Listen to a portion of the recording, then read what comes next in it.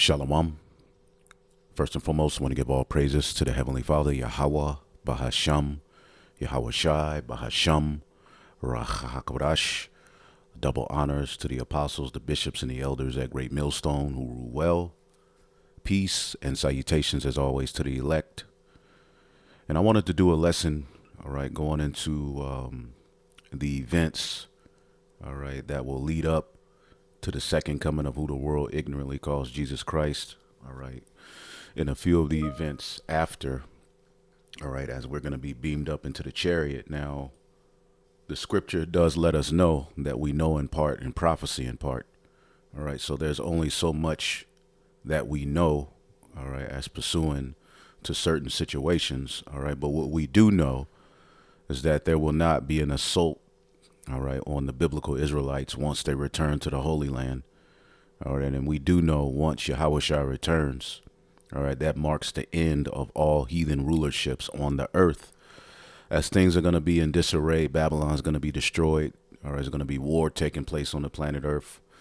All of the nations on the planet Earth are going to band together during Armageddon to fight against the second coming of who the world ignorantly calls Jesus Christ, all right, and they're going to take a serious L, and the elites, as we're going to show you, all right, will scurry into the bunkers, okay, and they will be in those bunkers, all right, until we, the biblical Israelites, all right, come down from the chariots, all right, in new bodies to enslave them.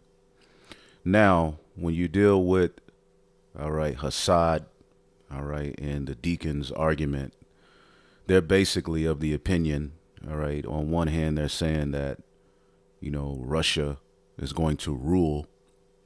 They're going to have a short rulership, you know, after the destruction of America, all right, and on another hand, they're basically saying that as Russia, all right, Gog, right, gathers these particular nations, all right, to come up against America, that entails their rulership, all right, and it's weird. I mean, it's sketchy.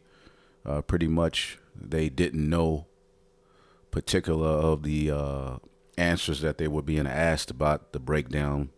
It was kind of all over the place, but overall, all right, it's a way to separate themselves, as the scriptures say, all right, these be they that separate themselves, sensual, having not the spirit, okay, and we know that him and Deacon left the Sakari camp, but overall, they're still carrying those tacky, okay, broke down breakdowns, all right, that, you know, they've learned to separate themselves from the apostles and elders of Great Millstone, who they originally learned from. And we'll see who was right and who was wrong. But ultimately, our goal is to bring out the edification so that you brothers and sisters can be edified. All right. And you window shoppers who go from this camp to that camp and this camp to that camp, who are all over the place and confused. All right. On 1 minute, you're agreeing with us. And then the next minute, we see you on their comment boards agreeing with them, after we've showed you their stance on Paul, after we showed you that they're going off according to the scriptures. All right, when it's all said and done, all right, you're going to be led to destruction if you don't repent and get yourself rooted in what the Bible is talking about, because we're in some very, very serious times. And as we, you know, going into Jacob's trouble, these men are leading you, all right, with all of these gray areas and rebellions, all right, even against the Apostle Paul himself, who ultimately was ordained by Yahushua to set up the ministry of grace, which each and every last one of us, all right, are under, and that's how we get back to the Father. Now, this is a video done by the Elder Apostle Tahar. The video is titled The Correct Understanding, all right, on Ezekiel 38 and 8 on down. You could watch this video. He starts going into the breakdown around 15 minutes, all right, goes into some history. Before that, it's a good video, and you should watch it, all right. We may go into some of Ezekiel 38 in this lesson, but ultimately, as I'm going to start here in Revelation, the 6th chapter, okay, the bottom line is that pursuant to Daniel, the 7th chapter, all right, Russia will not have a rule. They will just be used by the Most High, okay, as tools to gather particular nations, all right, to shoot missiles on the land of Israel and America. You see, that's not a rulership, all right? And if you want to make the argument that that is a rulership, well, pursuant to Daniel's vision, the final ruler of all of the heathen nations will be the revival of Rome, which is the little horn, which is Babylon the Great, along with the beast system, all right, which is NATO and the EU. And again, Russia, okay, is gathering many of even those EU countries to rebel against Babylon the Great. You see, but upon Yahushua return, as we'll show you here in Revelation 16 or Revelation 6 and 14, it says, "And the heaven departed as a scroll when it is rolled together, and every mountain and island were moved out of their places." Now this marks the destruction of Babylon the Great. This is when Yahushua returns. Okay, when Yahushua returns, he's going to return, all right, to all out Armageddon and nuclear war on the planet Earth. Now, leading up to this war, there will be events that take place pursuant to prophecy, all right, that will lead up to this point, all right, where there's this great destruction. So before we get into this great destruction, all right, let's deal with Russia's role and how this will all come about. Now, we know, according to the Holy Scriptures, okay, the least of the flock, see if we can pull that up. All right, the least of the flock will draw out these particular nations to war. Let's get it, least of the flock, right? As a matter of fact, that's in Jeremiah, the 50th chapter, all right, when ultimately what's going to happen is Jeremiah 50 and 9, "For lo, I will raise and cause to come up against Babylon an assembly of nations from the north." The north is symbolizing Russia, all right? And there's many nations pursuant to Ezekiel, the 38th chapter, that are going to gather themselves to Russia. "And they shall set themselves in array against her. From thence she shall be taken." All right, so looks like they're saying that this is Russia's rule. No, this is not a rulership. It's just that many nations are going to be gathered into Russia for the purpose of coming against Israel, in which that will lead America, all right, to come to its defense, and eventually world war breaks out, and all of these nations at that time are going to come up against Babylon, and it's going to be war with each other and so much. So Chaldea shall be a spoil, all right, and all that spoil her shall be satisfied, all right, because they're going to ultimately wage war against her and fulfill prophecy. But at that same time, Yahushua is going to return, right? Now, then it goes into the reason the Lord is doing this, all right, because they destroyed his heritage. They destroyed the Israelites. This is all happening pursuant to Joel, the 3rd chapter, okay, because of everything that these nations did to the Israelites, all right, mainly the biblical Edomites. Now, as you go down in this chapter, okay, let's see here. It says this, all right, Jeremiah 50 and 45. "Therefore hear the counsel of Yahweh that he hath taken against Babylon, and his purposes that he hath purposed against the land of the Chaldeans," America, okay, which this chapter, okay, was a letter that Jeremiah wrote to the captives at Babylon, all right. But when you read Jeremiah 50 and 51, okay, it couldn't be talking about ancient Babylon. So this was actually written unto us who were captives in this spiritual Babylon. But this was to be read to the captives at Babylon as they were in that Neo-Babylonian captivity, you see. But when you read the insight of the letter, this is not how ancient the Neo-Babylonian Empire was taken down. So this letter was actually speaking of the very times that we're in now, and for a comfort for us here as we're captive in Babylon. But as you read here, it says, Jeremiah 50 and 45, Therefore, hear ye the counsel of Yahweh that he hath taken against Babylon, and his purposes that he hath proposed against the land of the Chaldeans. Surely shall the least of the flock draw them out. Surely shall he make their habitations desolate with them. At the noise of the taking of Babylon, all right, the whole earth is moved, all right, and the cry is heard among the nations. See? So the whole earth is going to be shaken at the destruction of Babylon, and it's going to be chaotic. See, and the chariots will return at this time. Now, as it talks about in Revelation 11, as we'll get, is going to be a great earthquake. The least of the flock that's going to draw them out is speaking of the state of Israel. All right. And the Hebrew word is, all right, Tazayara, all right. It says little, insignificant, younger, all right. And the TWOT reference is 1948, which is in the spirit, because 1948 is when the state of Israel was established, all right, by the British, all right. The bankers established this. It was nothing but a forwarding of colonization. You see what I'm saying? May 14, 1948, all right. They're the least, in a sense, that ultimately of this beast system, all right. They're the youngest to be established. You see, the last to be established.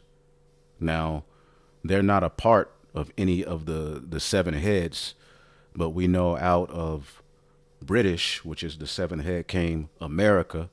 Also out of British, later on down the line, came these small hats, okay, who got a grip over the land of Israel along with other heathens. And there's nothing but constant war and friction there, as the scriptures tell you. All right, let's get it in the book of Luke 21. Okay, Luke, the 21st chapter. In 24, it says, and they shall fall by the edge of the sword, speaking of 70 AD, and shall be led away captive into all nations, and Jerusalem shall be trodden down of the Gentiles, actual heathen, until the time of the Gentiles be fulfilled. And we're living, all right, in a time where their times are being fulfilled. This word times, the times of the Gentiles, kahiros, okay, the measure, okay, the measure of the Gentiles, the limited period of time, which ultimately we know that these devils would have a little season, all right, from the Renaissance period until now to do all of their mischievous wickedness. Okay. It says at a fixed and definite time, the time when he brings, when things are brought to a crisis. All right. The decisive epoch. All right. Waited for. Let's look up this word epoch. All right. So we can all learn together. I know it deals with like an ending, but let's see what it means. All right. So, to what time bring the things and events of time, end time prophecy. It says a period of time in history of a person's life, typically one marked by notable events or particular characteristics. All right. The end of Esau's world basically is what they're speaking to. So Jerusalem from 70 AD until, you know, now the children of Israel, the Jews, were kicked out of the land and underwent, you know, being scattered, underwent curses, you know, different slavery and captivities up to this point. And the Holy Land itself will be trodden down of the Gentiles, in a sense that it's nothing but war going on there, nothing but evil practices until the time of the Gentiles be fulfilled. Okay. So going back here, this great war that we read about that's going to take place, that's going to lead to the destruction of Babylon, the least of the flock are going to draw, all right, Babylon out. Okay. And combating that, all right, will be the kings of the north, or the Medes. Okay. This is Jeremiah 51 and 48. All right. Then the heaven and the earth and all that is therein shall sing for Babylon, and spoil shall come unto her from the north, said the Lord. Okay. So the north is speaking, all right, of Russia. Okay. Russia is going to be used by the Most High to gather many nations with her, pursuant to Ezekiel 38, as we're going to show you, okay, to this very moment, all right? Also, prophetically, Gog, all right, is known as the Medes. Russia is known as the Medes because when you look at the ancient, all right, or the USSR, when it's before it disbanded, they ruled, all right, in this region where the ancient Medes ruled, who are Japhetic, all right, the Medo-Persian Empire, okay. Isaiah 13:7, behold, I will stir up the Medes against them, which shall not regard silver, and as for gold, they shall not delight in it. And what you're seeing in the form of bricks, all right, is Russia, Iran, Brazil, and different countries coming together to get around the dollar, okay? So the Lord is stirring up the Russians against Babylon the Great, okay? Jeremiah 51, all right, and 11. Make bright the arrows, gather the shields. The Lord have raised up the spirit of the kings of the Medes for his device against Babylon to destroy it, because it is the vengeance of the Lord. All right. Verse 28 in that same chapter, prepare against her the nation with the king of the Medes and the captains thereof and all the rulers thereof. All right. And all the land of his dominion. So ultimately, Russia and a company of nations are going to band together, all right, and lead a rebellion against Israel, which is going to lead to America getting involved, all right, and all out war breaks out. And this is what Ezekiel, the 38th chapter, taps into, the least of the flock, all right, being the state of Israel, all right, being attacked, a future invasion of Israel. Now, from what these individuals are saying, this is going to happen. All right. Now, I know for sure IUIC is saying this chapter, Ezekiel 38, happens after, all right, we're already delivered and brought back to the land. And what they use is Revelation, the 20th chapter. Let's get that real quick. Okay, which we went over it, so I'm not going to go through the whole thing. Give me 1 second here. All right, Revelation, the 20th chapter.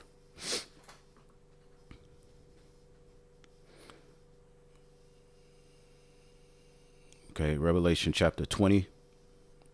And we know you read this from verse 1 to 3, speaking of the dark ages. Then you jump from 7 to the end of the chapter.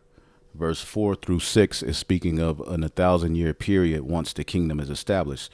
This particular 1,000-year period, which is tied to Ezekiel 38 and 39, Revelation 20 and 7, and when 1,000 years are expired, leading into from the dark ages to the Renaissance period, where Rome was reborn into the earth, okay, Satan shall be loosed out of his prison, okay, the children of Satan, the biblical Edomites, okay, coming out of that 1,000 years of, captivity where they were downtrodden, cavemen, through, looked down upon, chased away, okay. They weren't the end thing, all right? Jake was ruling for 1,000 years, okay? And shall go out to deceive the nations which are in the four corners of the earth. Now, how can this be after Yahushua and his men rule for 1,000 years? Why would heathen nations, in particular the Edomites, be able to go out to the four corners of the earth and rule, all right, and lie again? No. See, this is why it's best to just listen to the apostles and elders, because these camps will have you confused. See? Now, Hassad acknowledged that this is speaking of after the dark ages. He's just confused. He's just a little bit all over the place. And in his mind, the apostles and elders can't tell him nothing. All right. They're old. And, basically he then went and followed, all right, a bunch of misfits, a bunch of badass kids who know a little scriptures, but have been puffed up and left to their own devices and changed all of the breakdowns for the most part. I mean, they still teach some truth, but they change all of these particular breakdowns. And now look where they're at, arguing about some damn Russia ruling before the kingdom and after the kingdom attacking the land of Israel when we're there dwelling safely? No. See? No. After 1,000 years in the kingdom, okay, which the kingdom is going to be an everlasting kingdom, no nations are going to be raised up against us. This is speaking of what's happening now. Okay, after the 1,000-year period, which leads to the Renaissance, Satan, the children of Satan, would be loosed out of their prison and shall go out to deceive the nations. All right, this would happen through what? Out of Italy, out of the Spanish, the French, okay, the British, which established America. Then you have the Amalekites. All they've done is went through the planet Earth, all right, spreading deception, starting false flags wars, stealing resources, and being the devil, which is going to lead, all right, to Gog and Magog, all right, Gog of the land of Magog, or of the land of Gog, okay, to gather them together to battle, the number of whom is as the sand of the sea. So all of Esau's ill dealings will lead to the point where Russia will lead a rebellion, okay, against the Amalekites and against the West. And we see that happening now. Bishop Nathaniel is teaching that this is going to happen after 1,000 years of Yahushua and a 144 ruling. No. Okay? So again, this is speaking of what's leading up to the end of Esau's world. Gog is going to be used, Russia is going to be used as a priority nation to gather other nations together, even nations that are within the beast system, to turn on America. But Israel, the least of the flock, is going to be what? Used, all right, to draw out these many nations to war. And right now, as Israel is bombing and destroying, they're telling the West, you are going to have to help us. As a matter of fact, let's pull up an article real quick. See if we can pull up an article here. Let's go to the People's Voice.tv, right? And let's see if we can find that article. All right. And pretty much we always do videos going into these end time prophecies. So you should be caught up and very well understanding what Russia has been doing and how Russia is being used to gather together many of these different nations. Boy, this site be on that jab, boy. Oh man. In the Edomite power structure as a whole is in a conundrum. They threw. Okay. But of course the internet is acting up. Maybe I'll get a new computer. All right, but maybe we won't need all of this computers. Maybe, ultimately the next glory will come. All right, but oh yeah, we see that grid outage. But give me 1 second here. Let me pull it up. I just had it up, so it should be here. Where Israel. Netanyahu warns there is nowhere that the long arm of Israel will not reach, meaning that they're in a state of war, conquering, being the devil, okay, taking land, forwarding the colonization, all right, of this beast, okay, just being the devil, okay. AIPAC orders Americans to be loyal to Israel, all right, as Israel bombs Yemen. So again, as Israel continues to do all of these, destroying these particular nations and waging war, all right, they're backed by America. They're backed in some ways by the British. They're backed, okay, to where they feel as though they're justified in doing all of these various different things because all they have to do is call on America, okay? But America is being what? Called to be loyal to Israel. And as all of these wars break out, eventually Russia's going to get involved, okay? And Russia and these different nations are going to shoot missiles on the land of Israel, drawing America in, all right, and World War III will break out. So when you get Ezekiel, the 38th chapter, all right, I'm just going to read through some of them. I'm not going to read the whole thing. Just get particular points. It says, and the word of the Lord came unto me, saying, Son of man, set thy face against Gog, the land of Magog, okay, the chief prince of Meshech and Tubal, and prophesy against him, the region of Armenia, Turkey, all right, which Turkey is going to be used, okay, as well. All right, they're going to side with Russia. All right, that's in the book of Jeremiah as well. All right, Arawat. Let's see if we can look that up. It may be in Jeremiah 51. Okay, maybe it's in Jeremiah 50.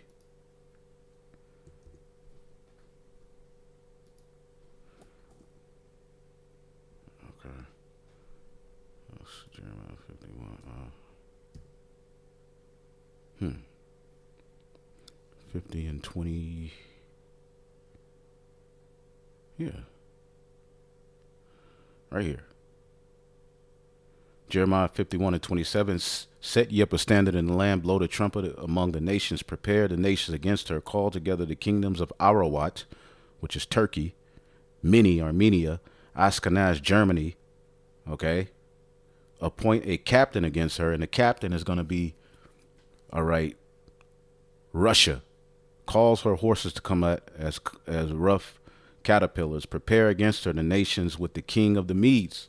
So Russia, okay, is going to be used by the Most High to gather these different nations, okay? And all you have to do is go to the internet and you can find articles on how Russia is against the West, leading a rebellion against the West, okay?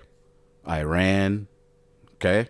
Now, going back to Ezekiel 38, all right, thus said the Lord, behold, I am against thee, O Gog, the chief prince of Meshech and Tubal, all right, but I will turn thee back and put hooks into thy jaws, symbolizing he will be in a wild state, okay, and when you get Revelation 13, right,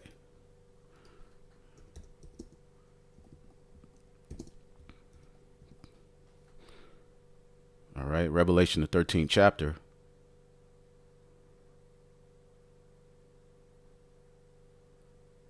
Revelation 13, speaking of this beast system, all right, it says, and the beast which I saw was like unto the leopard, because it started with the Greeks, and the feet were as the feet of a bear, okay? The feet of a bear represents Russia, who's going to what? End, all right, this whole system. Now, the Lord is going to use them, okay? And this word bear, okay, is arctos. Arctos, a bear. When you go to the root word, archeo, to be possessed of unfailing strength, which Russia is. They have their military might is off the chain.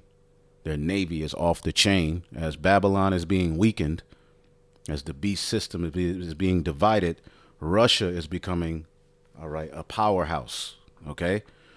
To be strong, to suffice, to be enough to defend. And who are they going to defend? They're going to defend all of these different nations, all right? A lot of these African nations as well, all right, from what happened to them, from following after the beast and being destroyed, raped, robbed, and murdered. A lot of these countries are turning unto Russia, all right? So Russia is going to be used for a very, very important piece of prophecy, you see? But it's steps to how this is going to go down, all right? Now, as the scriptures say, we know in part and prophesy in part, all right? We're going to have to see it come to pass, all right, in order to know fully of which step and this step and that step. But we do know once we return to the land, ain't no going to be no rebellion against us once we're peaceably in our land with new bodies. That doesn't make any sense.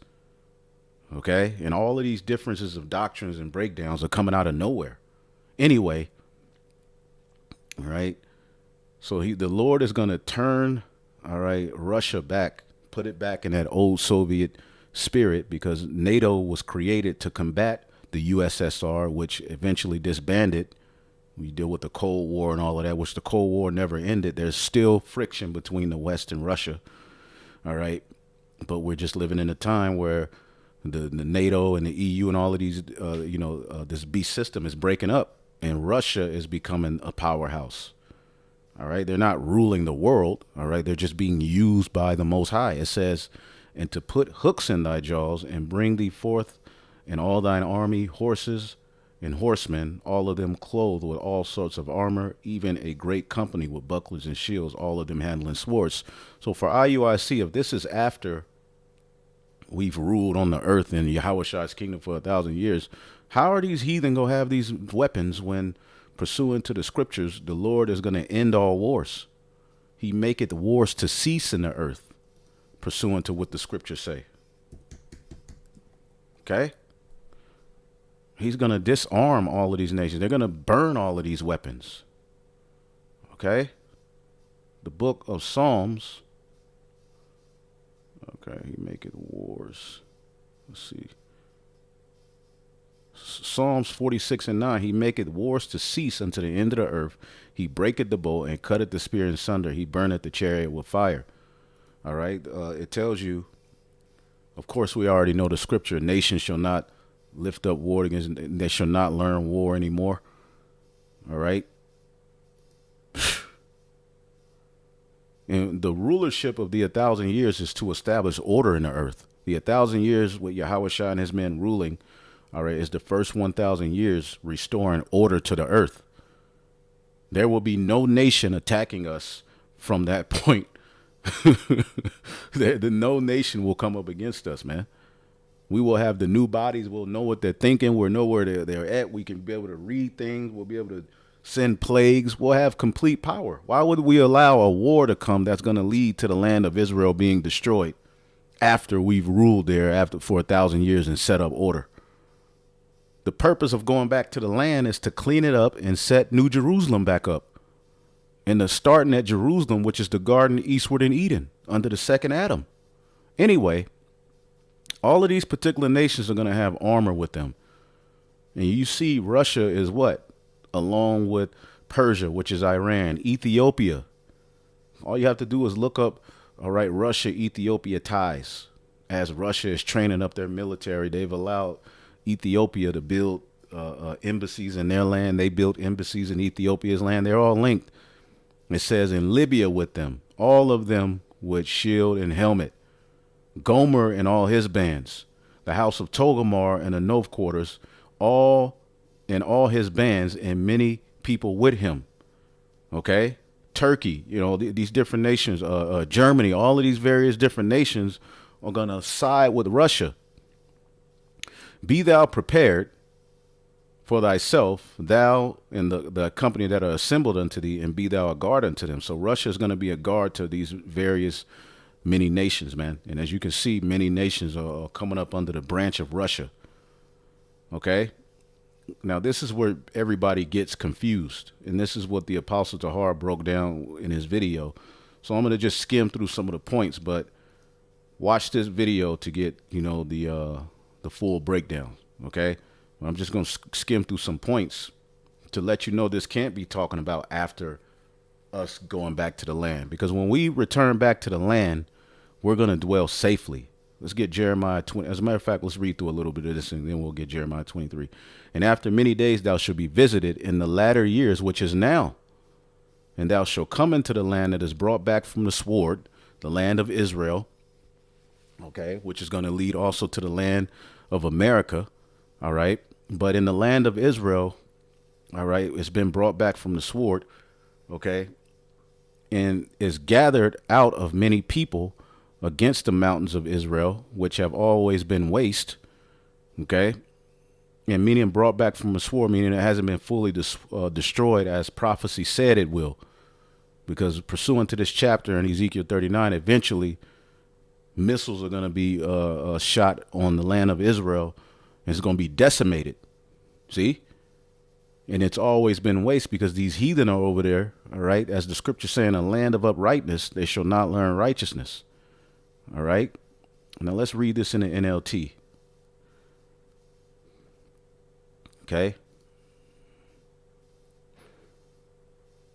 It says a long time from now, you will be called into action, and Russia is going to be called into action in the distant future, all right, from the time he received this vision till now, you will swoop down on the land of Israel, which will be enjoying peace after recovering from a war. Okay, now right now Israel is at war, all right, and destroying, all right, and taking the territories of these nations, breaking, all right, covenants that they made with these nations that, you know, you can have this part of the land. They're going and waging war on these lands because they have a future and a plan with that land to do their wickedness, man, as a part of their NWO. But the Lord is going to use Russia and these different nations to swoop down on the land of Israel, which will be enjoying peace after recovering from a war. All right.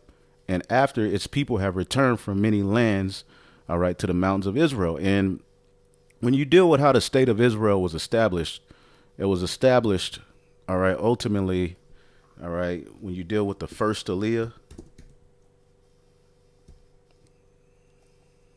okay,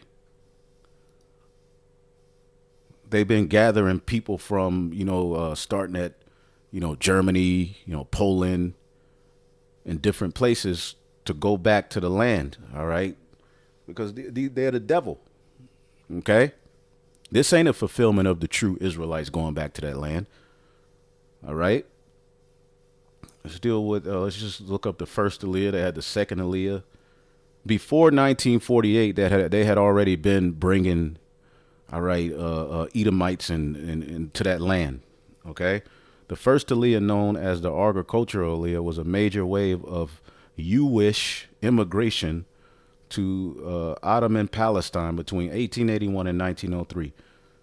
The Jewish who migrated in this wave came mostly from Eastern Europe and from Yemen, simultaneously, all right, by pogromos and violence against the Jewish communities in those areas. An estimated 25,000, all right, Jews immigrated, all right, and you had different Aliyahs, all right, the first Aliyah, the second Aliyah, all right. Aliyah means ascent, as you can see here, and it's basically dealing with an immigration of the dispersed, all right, Jews, what they saying, all right. So they had been gathering, small hats to this land before 1948, but eventually in 1948 they established the Zionist, all right, state of Israel, which again, that was not a fulfillment of the Israelites returning to that land, because the very night, okay, they established the state of Israel, there was a war in the land, okay.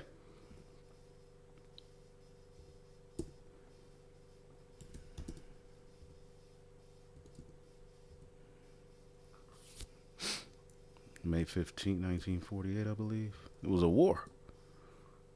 Okay? When the state of Israel was established, that night they had a war. All right? Which, when the true Israelites return to that land, ain't going to be no more war. All of these things we're reading, okay, the Arab-Israeli war. Okay, that happened on, so here it is. The Jews return to that land, as they say, and then a war breaks out. This is how you know that ain't the true Israelites. All of these wars that we read about are going to be taking place before, all right, we're beamed up and brought back to the land. Let's go back to Ezekiel 38, okay? So right now we see Israel is involved in many wars against the Palestinians, okay? Give me 1 second. Now they're in Yemen. Okay, they're doing their thing, all right? And they're getting support from the likes of Vocab Malone. Okay, they're getting support, but a lot of people are also calling them out. They're being found out to be warmongers. Anyway, so let's see here.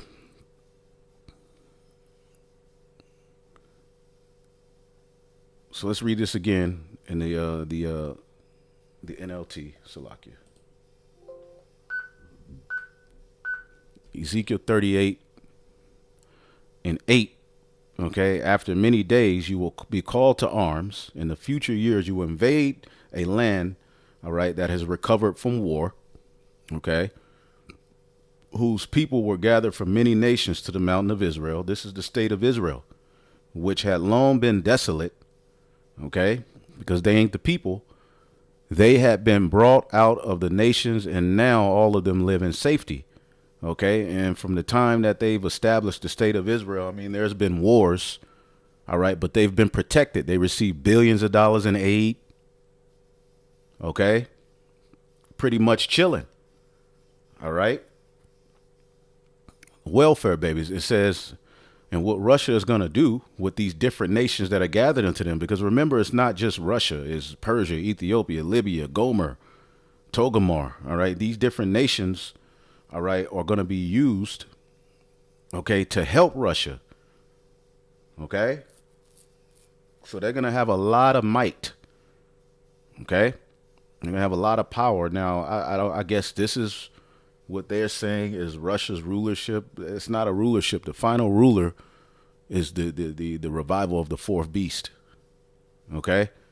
Russia is just going to be used to help break it all up. Okay. And then eventually wage war, man. It says, thou shalt ascend and come like a storm, and thou shalt be like a cloud over the land, thou and all thy bands and many people with thee. So if this is in our kingdom, after the 1,000-year period, you mean to tell me, because when we return to our land, let's get Jeremiah 60, or let's get Jeremiah or Isaiah 60. All right. And 15. Let's see here. All these nations are going to be bowing themselves to us, man. It says, Isaiah 60 and 15, whereas thou hast been forsaken and hated, so that no man went through thee, I will make thee an eternal excellency. Okay. I will make thee an eternal excellency, a joy of many generations. Thou shalt suck the milk of the Gentiles, meaning we're going to have all of their riches, and shall suck the breast of kings. We're going to be nourished. They're going to, minister unto us. Okay. All of their riches, they're going to have to give to us. They're going to have to follow our ways. And thou shalt know that I'm Yahweh, all right, the Savior and the Redeemer of the mighty one of Jacob. For brass I will bring gold, for iron I will bring silver, for wood, brass, and for stones of iron I will make thy officers peace, and thy exactors righteousness. Violence shall no more be heard in thy land, wasting nor destruction within thy borders. Thou shalt call thy walls salvation. See? So there's going to be nothing but peace in the land of Israel. There's not going to be any destruction or war in the land of Israel once we return back to that land and clean it up. Okay, as a matter of fact, was that Jeremiah 23? Around the 4th verse. And we'll get back to that revelation, but again, we're going into what's leading to the point where there's world war. These are the events prophetically that will be taking place on the planet Earth. Okay. Give me 1 second here. All right. 1 second.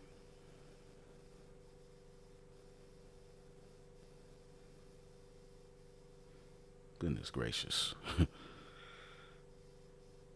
And this computer I brought, it was brand new, and it's been acting like this since I got it, but I guess it's just a part of my hell. What I'll do is just get another one, man.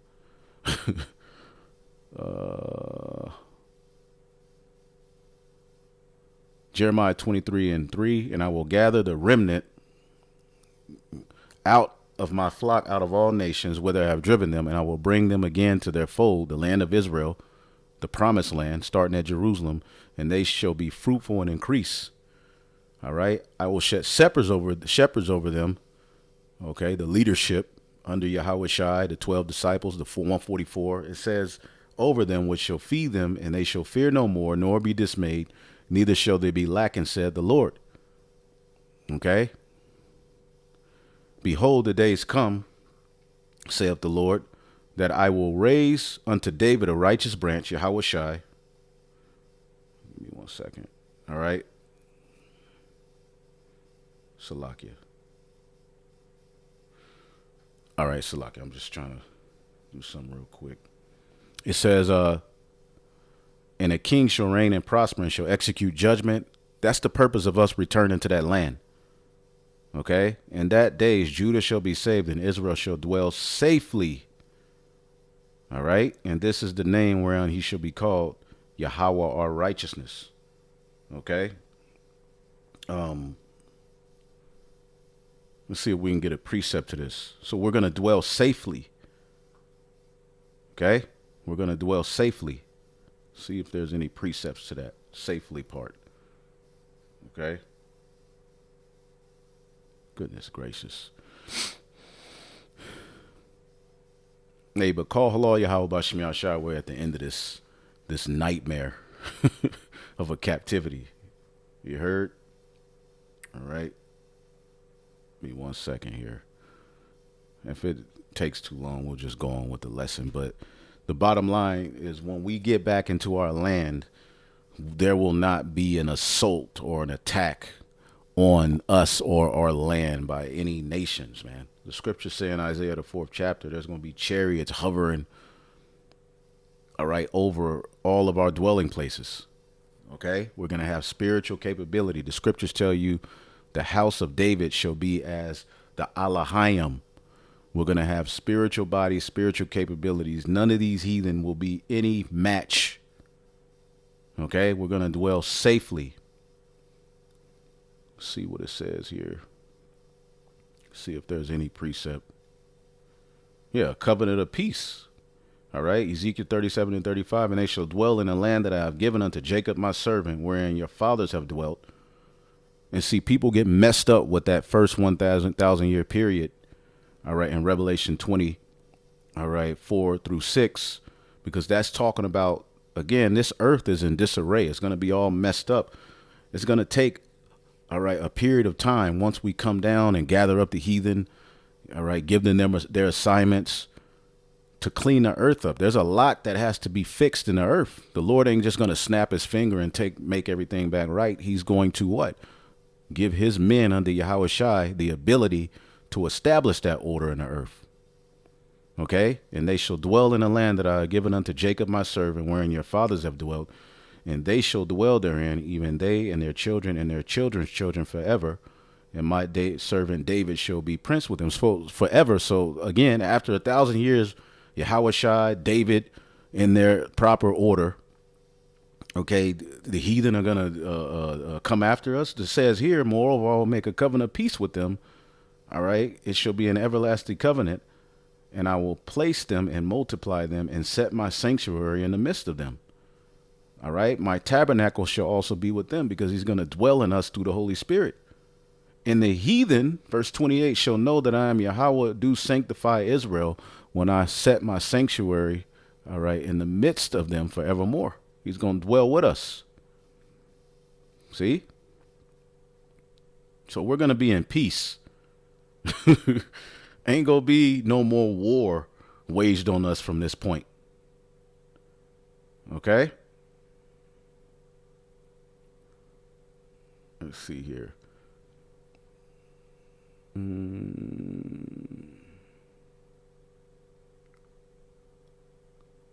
Yep, Ezekiel 34 kind of goes into it. And they shall no more be a prey unto the heathen. Ezekiel 34 and 28. Okay. Neither shall the beast of the land devour them. So it's going to be peace when we return to that land. All right. The scriptures talks about in Zechariah, the 8th chapter, right?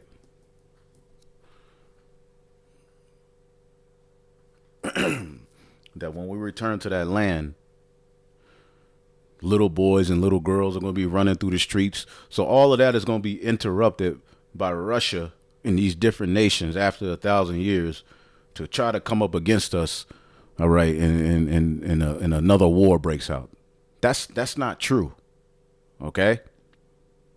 And IUIC is actually teaching this, but Sakar, this is all their breakdowns. This is what they're alluding to. All because the spirit ain't with them as they go into the scriptures. Okay? Zechariah chapter 8, all right, and 3. Thus said the Lord, I am returned unto Zion and will dwell in the midst of Jerusalem. And Jerusalem shall be called a city of truth, and the mountain of Yahweh, all right, the Lord of hosts, the holy mountain. Thus said the Lord of hosts, there shall yet old men and old women dwell in the streets of Jerusalem, and every man with his staff in his hand for very age. All right. According to how long you've been on the earth, you'll have a staff. All right. According to your rank, it says, and the streets in the city shall be full of boys and girls playing in the street thereof. Okay. Thus said the Lord, if it be marvelous in the eyes of the remnant of his people, should it also not be marvelous in mine eyes, said Yahweh, the Lord of hosts? Thus said the Lord, behold, I will save my people from the east country and from the west country, and bring them, and they shall dwell in the midst of Jerusalem, and shall be my people, and I will be their God in truth and in righteousness. So, how in the hell is Ezekiel 38th chapter, as we're reading this, going into, okay, after we've ruled for 1,000 years under Yahweh Shai?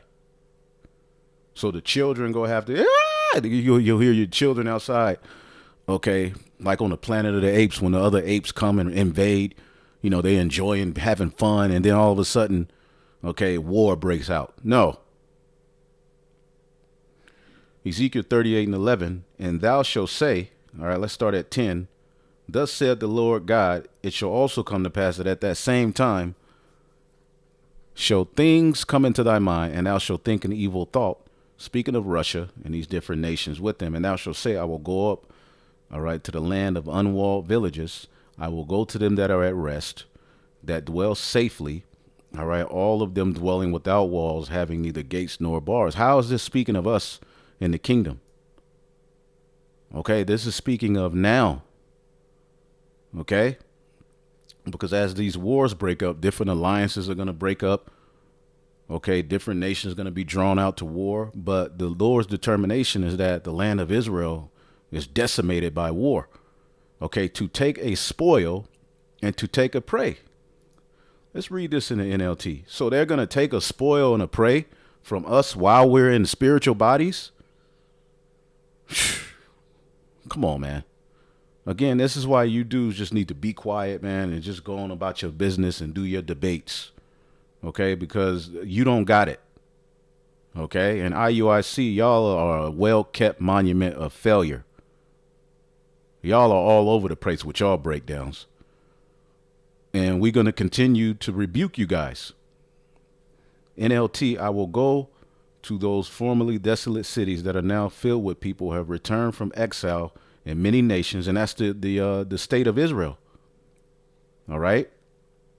It says, and I will capture vast amounts of plunder for the people who are rich with livestock and other possessions. All right. They think the whole world revolves around them. See, and this is the mindset of those small hats. They think the everything revolves around them. Help Israel. You can't talk about them. They got laws passed with, you know, the anti-Sim thing. Okay. So how is this going to happen to us when we in our land? Sheba and Dedan and the merchants of Tarshish and all the young lions thereof shall say unto thee, art thou come to take a spoil? Hast thou gathered thy company to take a prey? To carry away silver and gold? To take away cattle and goods and a great spoil? Therefore, son of man, prophesy and say unto Gog, thus saith the Lord God, in that day when my people Israel dwell safely, shall thou not know it? And this ain't talking about when we are in the land, okay, the house of David is back together. Okay, this is speaking of now. And you have some of our people who are in the land right now of Israel, Ben-Ami and his group. Okay. And ultimately, they're over there. Some of them are going to be delivered. Okay. But there's going to be a great assault against this land. And thou shalt come out of thy place, out of the north parts, all right, Russia, thou and many people with thee, see, out of the north part, all of them riding upon horses with a great company and a mighty army, meaning their military might, and thou shalt come up against my people of Israel as a cloud to cover the land, all right, It shall be in the latter days, and I will bring thee against my land. So he's going to bring them against the land. This is all associated with wars and things that are going to be happening before the end, before that great destruction. See, what they're saying is after Babylon the Great is destroyed and we're beamed up, this is all going to be taking place. No. Okay? So here it is. We're going to be at peace in our land, new bodies, chilling, and Russia and Iran and all of these different nations are going to wage an assault against us. No, this is speaking of what's happening now. You just see it says my people and the land, because that is our land. Okay? But ultimately, only some of us are in that land right now. When we return to that land as all 12 tribes, it's to set up order and establish peace in the earth. Okay? And I will bring thee against my land, that the heathen may know me, when I shall be sanctified in thee, O God, before thy eyes. So the Lord is going to use Russia to do a great destruction, man. Thus said the Lord, art thou he of whom I have spoken in old times by my servants, the prophets of Israel, which prophesied in those days of many years that I would bring thee against them? And many prophets prophesied of this day. All right. Isaiah, Jeremiah, we know for sure, in code word. All right. Prophesied of, Russia, the North, the Medes, all right, as they're code worded, all right, that are going to be used for this great day, all right. And it shall come to pass at that time when Gog shall come against the land of Israel, saith the Lord, that my fury shall come up in my face, okay. So around this time is when the Lord is going to allow all hell and chaos to break forth in the form of Armageddon eventually. For in my jealousy and in my fire and in my wrath have I spoken, surely in that day there shall be a great shaking in the land of Israel. Okay, ain't no great shaking coming after we're there for 1,000 years ruling in safety. King David, no. So that the fishes of the sea and the fowls of the heaven and the beasts of the field and all the creeping things that creep upon the earth and all the men that are upon the face of the earth shall shake in my presence. So again, Russia attacking the land of Israel will lead to world war, all right, around the earth. Okay? And shall shake at my presence, and the mountains shall be thrown down, and the steep places shall fall, all right, and every wall shall fall to the ground. This ain't gonna happen when we're in the land. And I will call for a sword against him throughout all my mountains, saith the Lord, and every man's sword shall be against his brother. It's going to be war worldwide. But it's going to happen after these events. And I will plead against him with pestilence and with blood, and I will rain upon him and upon his bands, upon the many people that are with him, all right, and hovering rain of great hailstones, fire and brimstone. Because remember, after this war breaks out, all of these nations are going to eventually try to fight against the second coming of who the world ignorantly calls Jesus Christ. Because the destruction of the land of Israel will lead to world war breaking out, Babylon getting involved, these nations shooting missiles on Babylon, these nations eventually try to fight Yahweh Shai, and they're all going to lose. Thus will I magnify myself and sanctify myself, and I will be known in the eyes of many nations, and they shall all know that I am the Lord. So this leads up, all right, this all leads to, World War III, all right, and even when you read in the next chapter, it talks about, all right, that a fire is even going to be sent upon the Russians, all right, and eventually it's going to be, destruction, all right, and eventually we're going to dwell in safety and put these nations in captivities, making them bury weapons, bury bodies. As it talks about, they're going to be in continual employment. All right, but we'll get to that, Ezekiel 39 and another one. Let's go back to Revelation 6.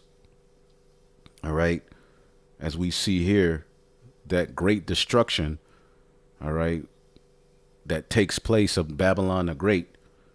Okay, and all of these nations, coming up against the Lord, and all of the kings of the earth, they're going to scurry into those bunkers. The elites, Okay. And his return marks the very end of all heathen authority and rulership. All right. Now, the heaven departing as a scroll, when it is rolled together, and every mountain and every island being moved out of their places, is going into the destruction that's going to happen to Babylon the Great. And this is actually a precept to what's written in Isaiah, all right, the 34th chapter.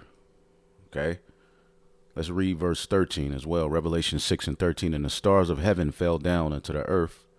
All right. Satan cast down, his rulership taken away, even as a fig tree casteth her untimely figs when she is shaken of a mighty wind. All right. Satan's going to fall fast. It says, and the heaven departed as a scroll when it is rolled together, and every mountain and every island, all right, were moved out of their places. Now, this is ultimately the same thing that Isaiah foretold in the book of Isaiah, the 34th chapter, right? Let's get that. Where the Most High is going to bring wrath on all of these nations. This is what he's gathering them together for war for, okay? Isaiah 34 and 1, come near, ye nations, to hear, and hearken, ye people. Let the earth hear, and all that is therein, the world, and all the things that come forth of it. For the indignation of Yahweh is upon all nations, and his fury is upon all their armies. He have utterly destroyed them. He have delivered them to the slaughter. This is what's going to happen to the armies of these heathen, all right?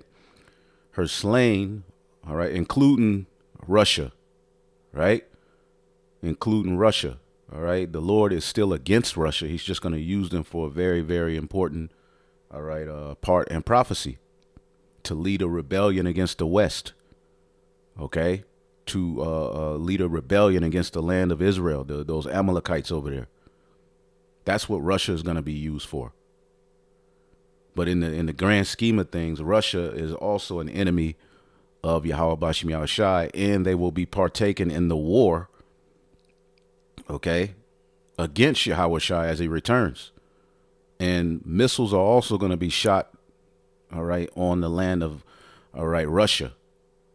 Okay, it's going to be a bloodbath. Okay, so he have delivered them to the slaughter. Verse 3 says, and their slain shall be cast out, and their stink shall come up out of their carcasses, and the mountain shall be melted with their blood. It's going to be a bloodbath. And the host of heaven shall be dissolved. All right. And the heaven shall be rolled together as a scroll, and all their hosts shall fall down as the leaf falleth off the vine. Okay. And as a failing fig from a fig tree. Their armies, you know, the war in heaven, they're going to lose. Okay. Because during this time, as these nations are fighting against each other, all right, Yahweh Shai is going to return. All right. For my sword shall be bathed in heaven.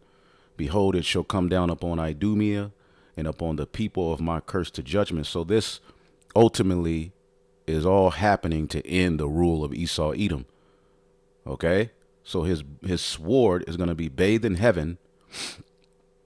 It's going to come down upon Idumea against the people of my curse to judgment.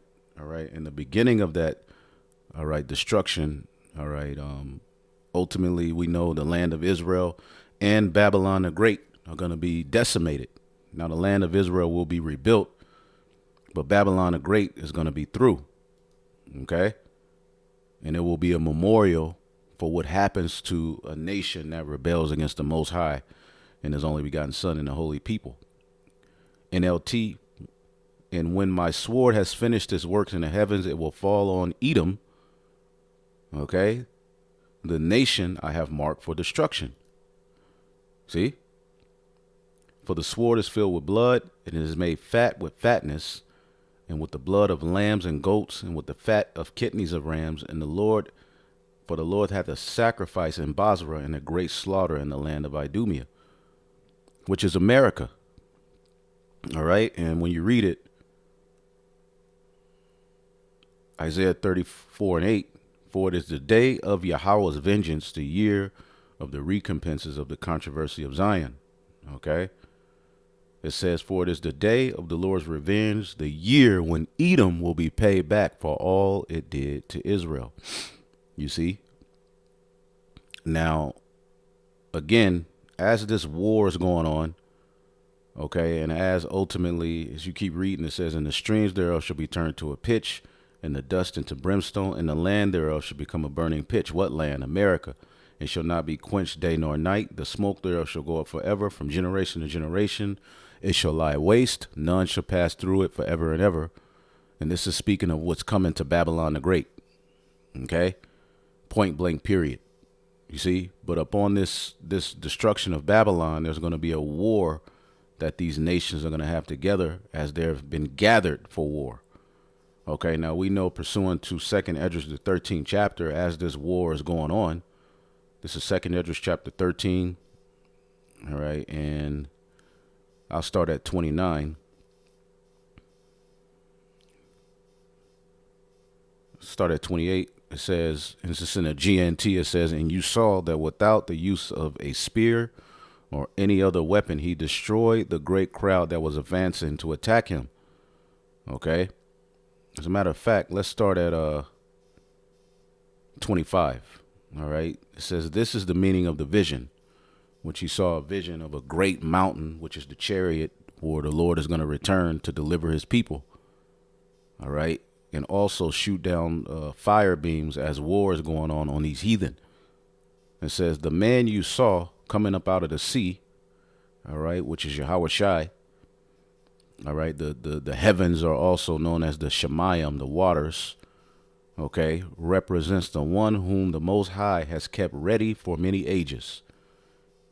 He will free the world he created and establish a new order for those who survive, which are the Israelites, the elect, okay? You saw the wind, the fire, and the storm going out of the man's mouth, which is out of the chariots. There's going to be fire, all right, being ultimately shot forth, as it talks about in the book of Habakkuk. Okay, let's get that in the book of Habakkuk real quick.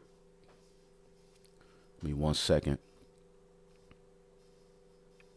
It talks about the beams coming out of his, I forget how it's worded. Let me not butcher it. Let's just go to it. The book of Habakkuk chapter 3, right?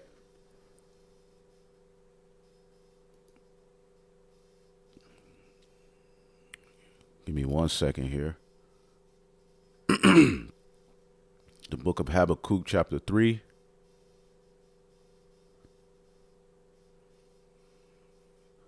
Is it? Yep. In 4, it says, and his brightness was as the light, and he had horns coming out of his hands, and there was the hiding of his power. And that's the chariot. Okay?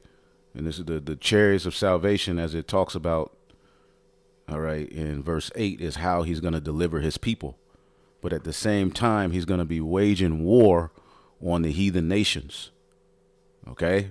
Verse 12, you did march through the land in indignation, and thou didst thresh the heathen in anger. Thou wentest forth for the salvation of thy people, even the salvation of thine anointed. Thou woundest the head out of the house of the wicked by discovering the foundation unto the neck, Selah. All right. And Babylon's going to be destroyed. We know before that, Israel's going to be, that land is going to be attacked. Okay. But as you can see here, the fire is going to be coming out of the chariots. All right. Down on the people. As you can see here, it says here, fire coming out of his mouth. It's described in many ways in different visions. It says, and you saw without the use of a spear or any other weapon, he destroyed the great crowd that was advancing to attack him.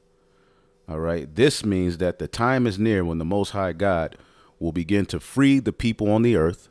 All right. The Israelites. All right. At that time, everyone will be close to panic. The scriptures say all of the nations are going to tremble at the coming of Yahweh Shai. You see? Now, at one point, basically, these guys are saying that, well, after America's destroyed, there's going to be a short rulership, of the Russians.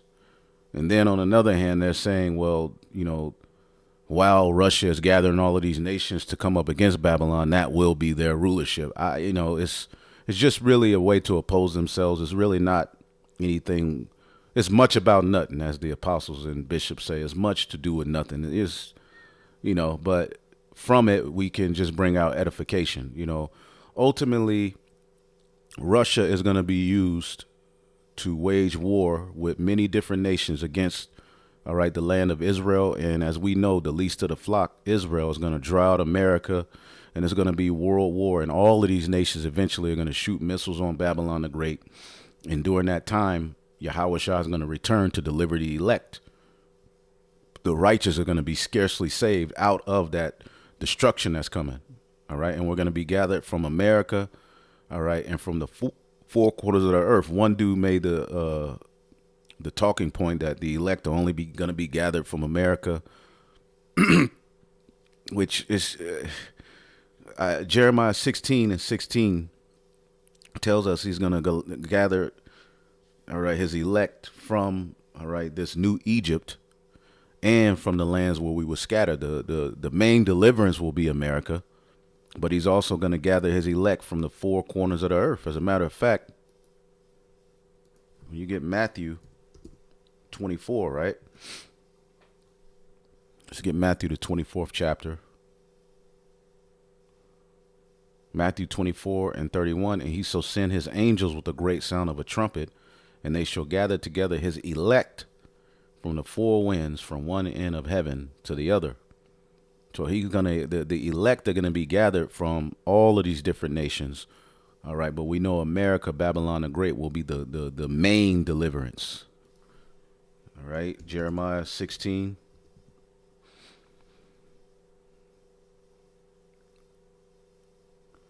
And 14, behold, the days come, saith the Lord, that it shall no more be said, the Lord liveth that brought up the children of Israel from the land of Egypt, but the Lord liveth that brought up the children of Israel from the land of the north, and from all of the lands whither he have driven them, and I will bring them again into their land that I gave unto their fathers. Now, when you get Revelation 11,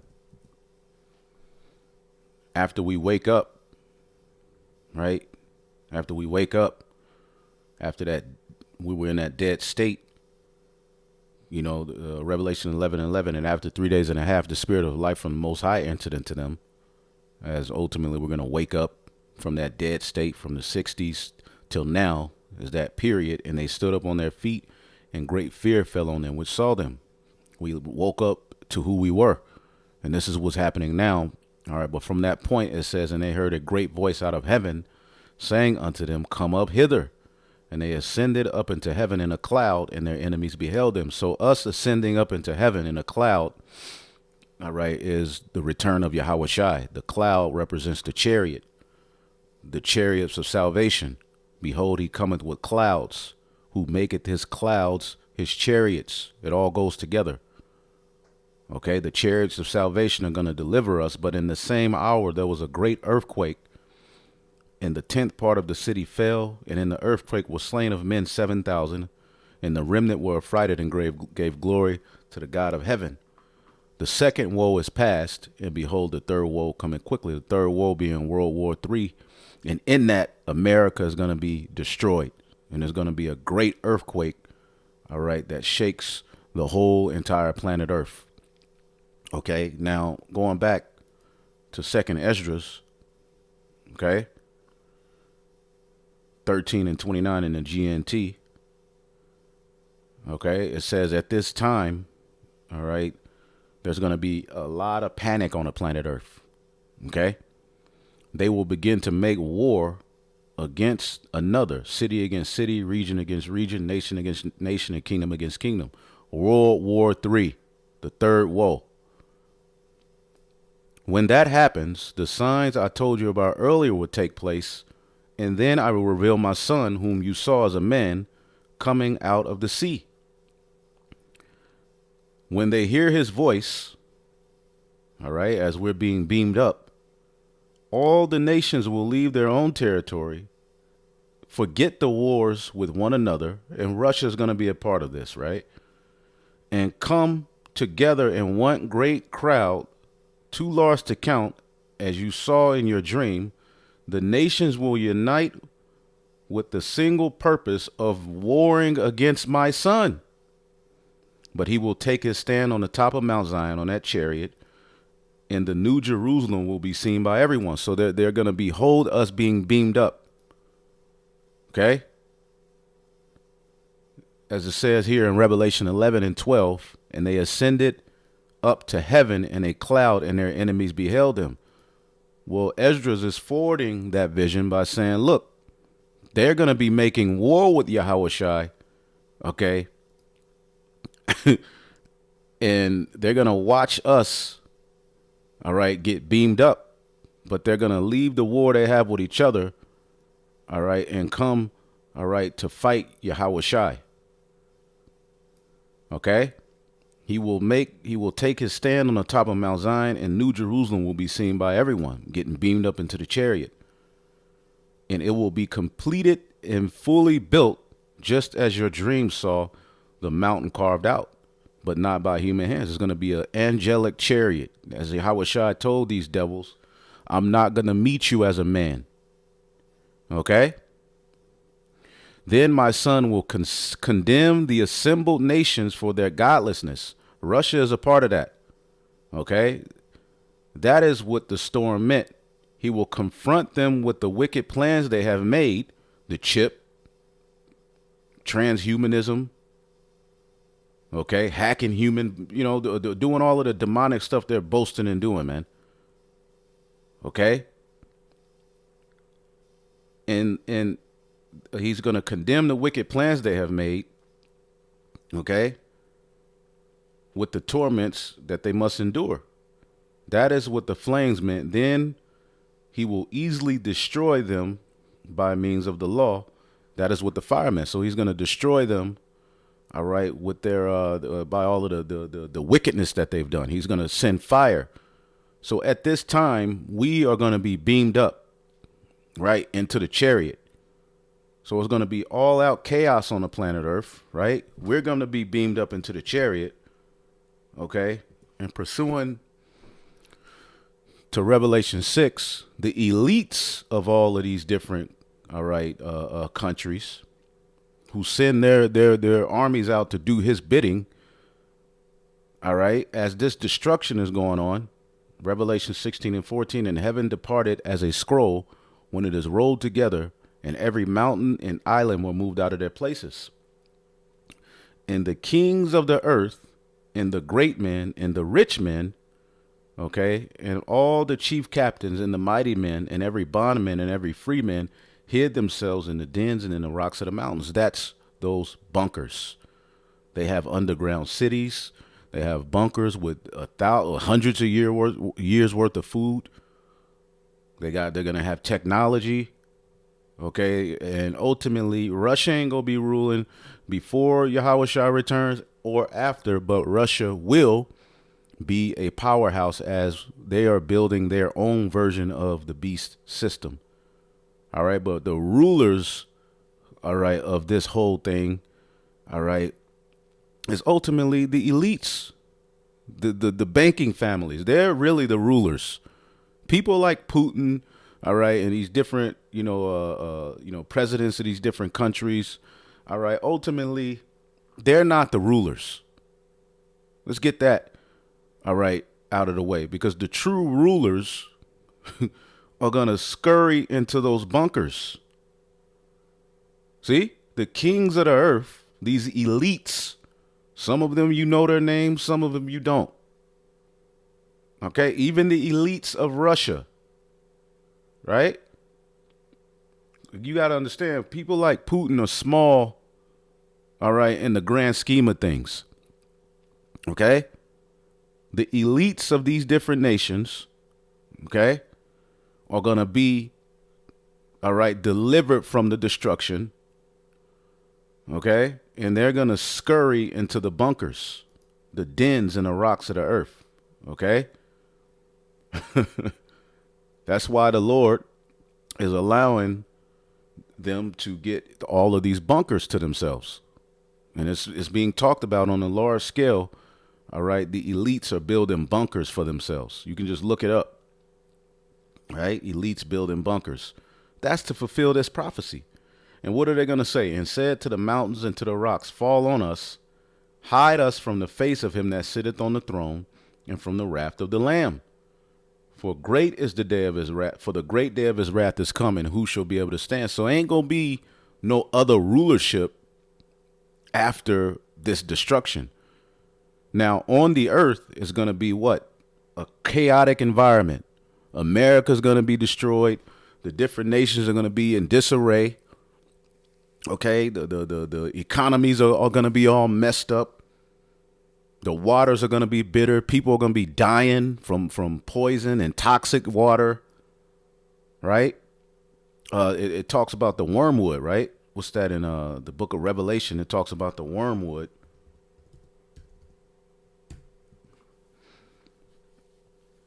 A star called wormwood. Was that in Revelation 8 maybe? See if we can pull that up. It's going to be a chaotic environment on the planet Earth, right? Revelation 8 and 11, and the name of the star is called wormwood, and the third part of the water became wormwood, and many men died of the waters because they were made bitter. And that's just going into the toxins that are going to be in the water because of the destruction and all of the chaotic things that are happening on the planet Earth. Is going to lead to pollution and poisons.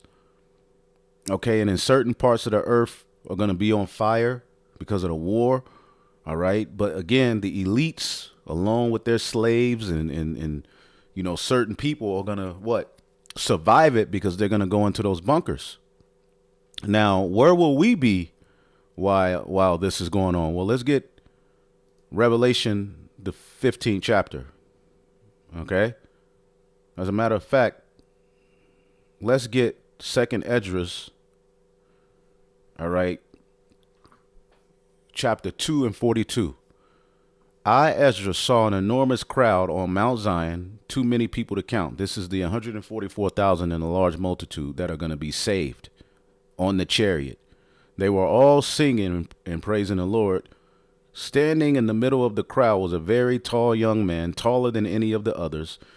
He was placing a crown on the head of each person, but he towered above them and was spellbound by sight. And I asked the angel, "Who are these, sir?" And he replied, "These are the people who have taken off their mortal robes and have put on immortal ones. All right, received the new bodies, the resurrection. They have confessed their faith in God. Now they are being given crowns and palms as symbols of their victory." And I asked, "Who was the young man who was putting crowns on their heads and giving them palms?" And he said, "This is the Son of God." And all these people confessed their faith in him while they lived on earth. Then I began to praise those who stood so stiffly and so bravely for the name of Yahweh Bashmi Shai. So as we are on the chariot and all of these crazy things are taking place on earth, we're going to have a family reunion, a feast. We're going to be crowned. So who knows how long this is going to take place? Also, we can get Revelation 15.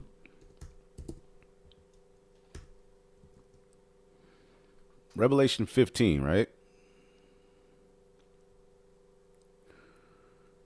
Revelation, the 15th chapter, in the 2nd verse. And I saw, as it were, a sea of glass mingled with fire, and them that had gotten victory over the beast, and over his image, and over his mark, and over the number of his name, stand up on the sea of glass, which is ultimately the chariot. From the chariot, we are going to be able to physically look down with our new bodies, our new eyes, at the destruction that's taking place on the earth. Okay?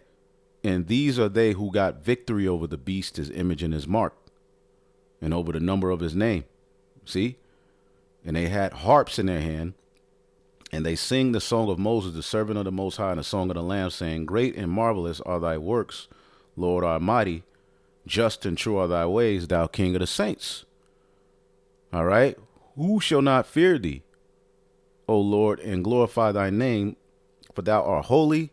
For all nations shall come and worship before thee, for thy judgments are made manifest." And this is ultimately what's going to happen when New Jerusalem comes down. Now,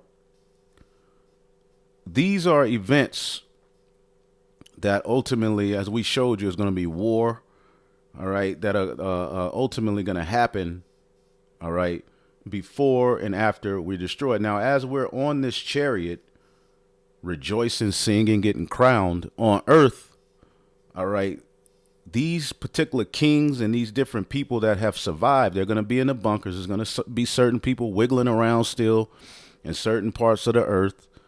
Okay. And You're also going to have particular Israelites that didn't get beamed up. Okay. And, the Lord, however he has it fit, is going to have us to purge those rebels out. All right. Those that ain't right. Maybe we'll have mercy on some, but we'll see how that takes place. All right. As it talks about us returning to the wilderness in Ezekiel, the, I believe, 20th chapter. But we're not going to get into that right now. What I want to go to here is Isaiah, the 24th chapter, right? Let's see here. Which is the judgment for all of the wickedness that they've done. All right. Let's just jump to the 18th verse. It says, "And it shall come to pass that he who fleeth from the noise shall of the fear shall fall into the pit, and he that cometh up out of the midst of the pit shall be taken in the snare. For the windows from on high are open, and the foundations of the earth do quake. Judgments, missiles, fire. The earth is utterly broken down. The earth is clean dissolved. The earth is moved exceedingly. The earth shall reel to and fro like a drunkard, and shall be removed like a cottage, and the transgression thereof shall be heavy upon it, and it shall fall and not rise again. And it shall come to pass in that day that the Lord shall punish the hosts of the high ones that are on high, and the kings of the earth upon the earth." See, they're going to survive. See, but you have to understand, as New Jerusalem, okay, is beamed up, eventually they come down. All right. And when New Jerusalem comes down, let's get that in Revelation 21. This is Revelation chapter 21 and 2. "And I, John, saw the holy city, New Jerusalem, coming down from God out of heaven, prepared as a bride adorned for her husband. And I heard a voice out of heaven saying, Behold, the tabernacle of the Most High is with men, and he will dwell with them, and they shall be his people, and God himself shall be with them and be their God." So ultimately, this is the elect coming down from the chariots with new bodies, right? And what are we coming to do? We're coming to gather, all right, these heathen, all right, they're kings, okay, out of these particular bunkers they're in, and enslave their asses, okay? Isaiah 24 and 21, "And it shall come to pass that the Lord shall punish the hosts of the high ones that are on high, and the kings of the earth upon the earth." It tells you the kings of the earth are going to go into those bunkers, and they shall be gathered together as prisoners are gathered together in the pit, and shall be shut up in the prison. All right. And after many days, they shall be visited. Now let's rewind. Okay. And nowhere does it say Gog or Russia is going to rule. So that's out of the question. But again, before all of this takes place, Revelation 19 and 19, "And I saw the beast and the kings of the earth and their armies gathered together to make war with him that sat up on a horse and his great army." So these nations, including Russia, all right, are going to leave the war they have with one another, all right, and they're going to be gathered together to make war with Yahweh Shai. Okay, now where Ezekiel, the 38th chapter takes place, all right, leads up, all right, to this. When you read Ezekiel, the 38th chapter, now the IUIC is telling you that Ezekiel, the 38th chapter, all right, comes after 1,000 years of us ruling in our kingdom. Meaning after 1,000 years, okay, the Russians, along with all of these different nations, are going to gather weapons together to fight against who the world ignorantly calls Jesus Christ and the holy people. That's wrong. Okay. Now, Hassad said that they can't speak for what IUIC is saying, but they're saying that after we're delivered and returned to the land, that the Russians are going to come up, take a spoil, and come up against us and then be destroyed.